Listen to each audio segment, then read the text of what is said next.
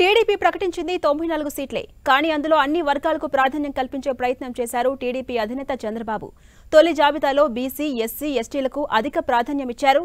7 ST, 27 SC సీట్లలో మొత్తం 34 స్థానాలకు గాను సగానికి పైగా స్థానాల్లో అభ్యర్థుల్ని ప్రకటించేశారు. 20 మంది ఎస్సీ అభ్యర్థులు, 3 ఎస్టీ అభ్యర్థులు కలిపి 23 మందికి తొలి జాబితాలో చోటు కల్పించారు చంద్రబాబు. మొదటి జాబితాలో 17 మంది బీసీలకు సీట్లిచ్చారు.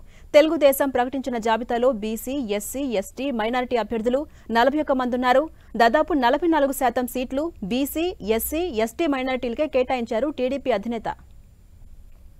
ఇక టీడీపీ జనసేన సమన్వయ కమిటీ విస్తృత స్థాయి అభిప్రాయ సేకరణ తర్వాతే అభ్యర్థులను ప్రకటించింది. టీడీపీ జనసేన పొత్తులపై క్లారిటీ రావడంతో జనసేనకు 24 అసెంబ్లీ, 3 లోక్సభ సీట్లను కేటాయించారు. జనసేన 24 సీట్లలో 5 పేర్లు ప్రకటించారు పవన్ కళ్యాణ్. అభ్యర్థుల ఎంపికలో యువతకు, మహిళలకు, బీసీలకు ఎక్కువ ప్రాధాన్యమిచ్చినట్టుగా తెలిపారు. టీడీపీ ప్రకటించిన 94 మందిలో 23 మంది కొత్త వారికి అవకాశం కల్పించారు. 3 డాక్టర్లు, రిటైర్డ్ ఐఏఎస్ అధికారులు, విద్యావంతులకు చోటును కల్పించారు. టీడీపీ జనసేన ఉమ్మడి జాబితాలో 28 మంది పోస్ట్ గ్రాడ్యుయేట్లు, 51 మంది గ్రాడ్యుయేట్స్ ఉన్నారు. ఇక ఈసారి ఎన్నికల్లో కొత్త అభ్యర్థులను బరిలోకి దింపుతోంది టీడీపీ.